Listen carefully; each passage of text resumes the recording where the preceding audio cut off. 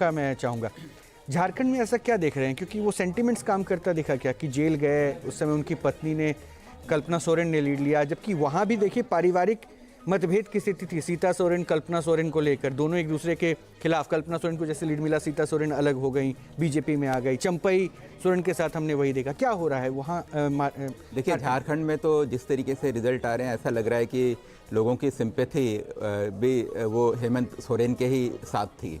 मतलब अगर आप तो, और कांग्रेस को जो सीटें मिल रही हैं, कांग्रेस ने तो जैसे महाराष्ट्र में कोई बहुत अच्छा इलेक्शन फाइट नहीं करा, उसी तरीके से झारखंड में भी उन्होंने उसी तरीके से काम किया। तो वहाँ हेमंत सोरेन मेरे ख्याल से एक बहुत बड़ा फैक्टर था।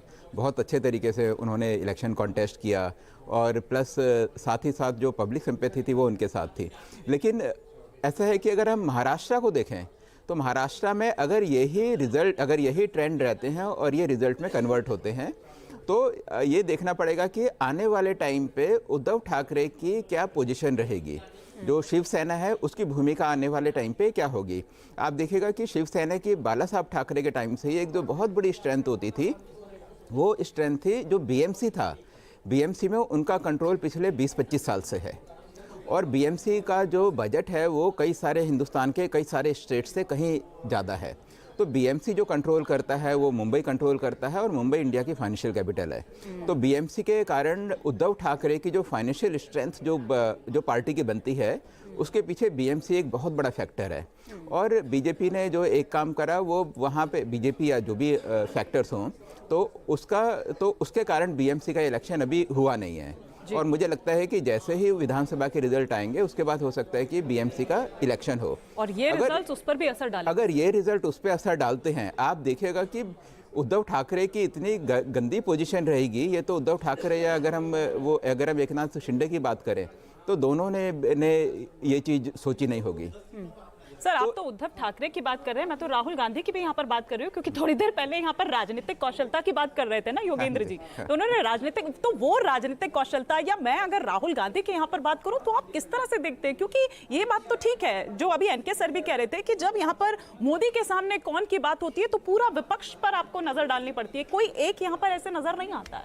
हाँ, आप देखिए ना कि अब लोकसभा इलेक्शन थे, अब तो देखकर यही लगता है कि ठीक है, ये वन ऑफ चीज़ थी भाई। उनका एक नारा था संविधान बचाओ, उनका एक एजेंडा था, वो एजेंडा लोगों को समझ आ गया। उन्होंने जो बोला कि भैया कास्ट सेंसस करेंगे, उसके बाद जो रिसोर्सेज हैं, जिसकी जितनी आबादी है उसी के अनुसार उसको हम लोग बांटेंगे, तो वो सारी चीज़ उस समय लोगों को समझ आ गई। उसमें भी आरक्षण मेरे ख्याल से एक बहुत बड़ी चीज़ थी। कहीं कुछ जातियों को लगा कि हो सकता है कि आरक्षण उनसे छिन ना जाए। तो अब जैसे हरियाणा हुआ, हरियाणा को देखकर तो लगता है हरियाणा एक पहले सरप्राइज़ था, लेकिन महाराष्ट्र जो है, महाराष्ट्र भी एक सरप्राइज़ है, उसमें कोई शक की बात नहीं है। क्योंकि महाराष्ट्र जिस तरीके से ख़राब परफॉर्मेंस कांग्रेस और उनके अलायंस की है, वो तो मतलब जितने भी पॉलिटिकल ऑब्जर्वर थे या जो भी पत्रकार थे, और मैं उन पत्रकारों की बात कर रहा हूँ जो कि महाराष्ट्र के अंदर बैठे हुए थे और जिन्होंने महाराष्ट्र के अंदर पूरी की पूरी वो है कवरेज करी है, चाहे मेरी वहाँ के कई सारे पत्रकारों से बात हुई थी, तो हर एक का कहना यही था कि नहीं, बीजेपी को एज है लेकिन ये टफ फाइट है। तो अगर ऐसे में ये जो रिजल्ट अगर आते हैं तो इसका और सबका एक और कहना था कि कांग्रेस को जिस तरीके से फाइट करना चाहिए उस तरीके से फाइट नहीं कर रही, और बीजेपी वो रिफ्लेक्ट भी हो रहा है चौथे नंबर पर महाराष्ट्र में आप दिख रहे हैं। हाँ, आप देखिए ना चौथे नंबर पे, क्योंकि हमें लगता था, मतलब हमें क्या लगता था, हमारे जो रिपोर्टर जो हमें इन्फॉर्मेशन देते थे उसी के बेसिस पे हमारी ओपिनियन बनती है। तो हमारी जो इन्फॉर्मेशन थी बाकियों से भी बात करके हमें लगता था कि कांग्रेस नंबर 2 पार्टी होगी।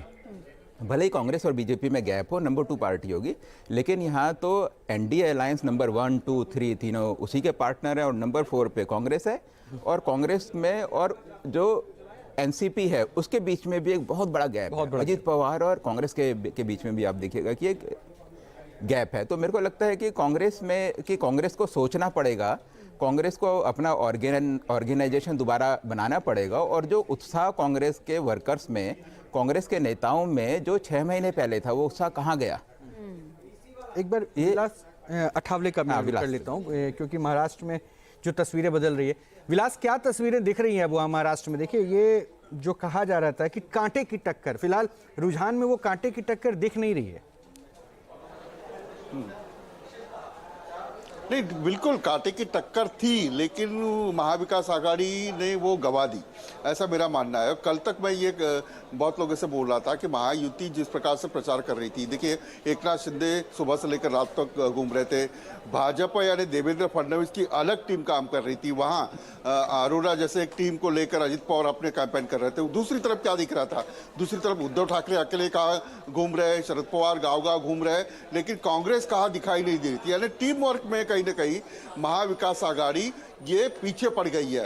लोकसभा का जो नैरेटिव बना था, लोकसभा का एक फायदा जो था वो महाविकास आघाड़ी को था, लेकिन महाविकास आघाड़ी में कोई नियोजन नहीं था ना। देखिए आप बीजेपी ऑफिस में देखिए, ये अन्नपूर्णा योजना है, 30 सिलेंडर मुफ्त ये योजना है, ये सारे जो है ये कैंपेनिंग जो है ये महायुति ने एक साथ मिलकर की है। देखो गेम चेंजर पढ़ना 50% सहूलत, यानी आप देख सकते हैं कि जो 3 गैस सिलेंडर की आड़ है, यानी 3 गैस सिलेंडर देंगे, लाड़की बहन देंगे। उसके बाद सबसे बड़ी बात क्या हुई है मैं बताता हूं आपको, ये सबसे बड़ी बात ये हुई कि 1 महीने का लाडली बहन का पैसा नहीं मिला, 3 महीने का लाडली बहन का पैसा 4,500 रुपया मिला, और उसी के वजह से पूरा गेम जो है वो चेंज हो गया। ये बात है। देखिए अभी माहौल क्या है बीजेपी ऑफिस में अभी पेड़े जो है वो लाए गए हैं और ये रूम में ये रखे गए। ये वहां तक मैं बताता हूँ आपको, ये पेड़े का बॉक्स है, और ये सुबह 9-10 बजे मुकुंद कुलकर्णी है कार्यालय, देखने को चेहरा देखो उनका, ये पीछे जो है वो पेड़े के बॉक्स है। दिखा दीजिए, तो कोई भी चुनाव लड़ा जाता है, भी वही देखना। हाँ विलास, नहीं अभी तक बात नहीं रहे हैं, हाँ, नहीं वो व्यवस्था कर ली गई है। पेड़े क्यों नहीं बट रहे बटेंगे तो नहीं। अनुराग देखिए, कोई भी प्यार हो या युद्ध हो, वो युद्ध की तरह से लड़ना चाहिए। ये महाविकास आघाड़ी और कांग्रेस को अभी तक पता नहीं चला। 2014 में जब नरेंद्र मोदी प्राइम मिनिस्टर बने थे तब से लेकर अब देखिए ये चुनाव लड़ते ही नहीं है, ग्राउंड पे केडर में जो है वो लड़ते ही नहीं है। आप ये कहकर विलास बार जो कांग्रेस के प्रवक्ता हमारे साथ बैठे होते हैं उनको नाराज कर देते हैं, उनको भड़का देते हैं। आप कह रहे हैं कि everything is fair in love and war, उस तरह से लड़ती है बीजेपी, लेकिन कांग्रेस कहीं ऐसे। एक क्विक रिएक्शन में अनिल यादव जी का जरा इस पर ले लेती हूँ। अनिल जी कुछ कहेंगे आप इस विश्लेषण पर हमारे सहयोगी के?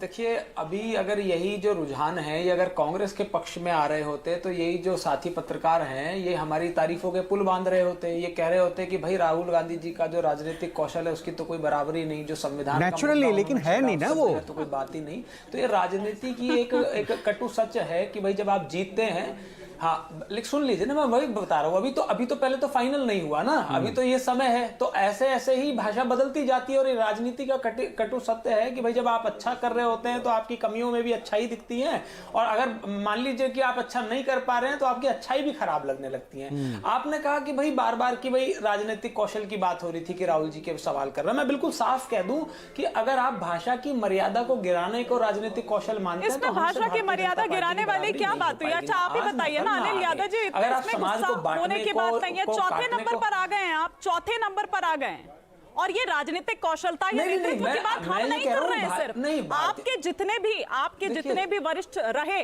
या जो चले गए आपको छोड़कर, वो भी यही कहते रहे।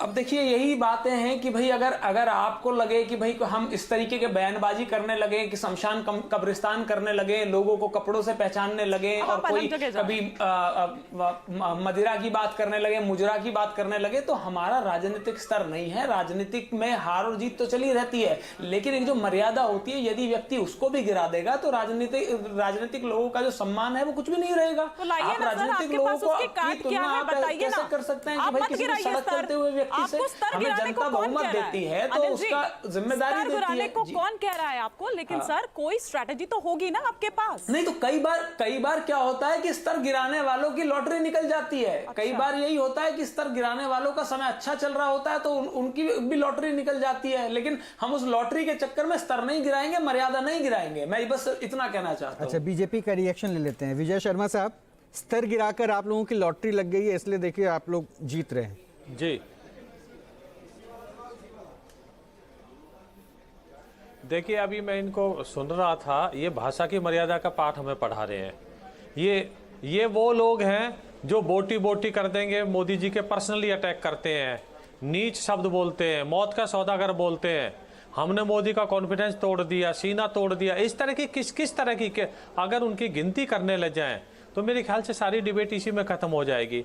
तो भैया आप देखिए, आप सुचिता की बात करते हो, आपके तो कहीं दूर दूर तक सुचिता का नाम नहीं है। मणिशंकर अय्यर को आप भूल गए, दिग्विजय सिंह को भूल गए। किस तरह के राहुल गांधी किस तरह के आप शब्द बोलते हैं मोदी जी के लिए, जो वो मोदी जी हमारे अकेले नहीं है, बीजेपी के नहीं है, वो पूरे देश के प्रधानमंत्री हैं। उनके बारे में किस तरह की बातें करते हैं आप? छोड़िए मोदी जी को, छोड़िए बीजेपी को।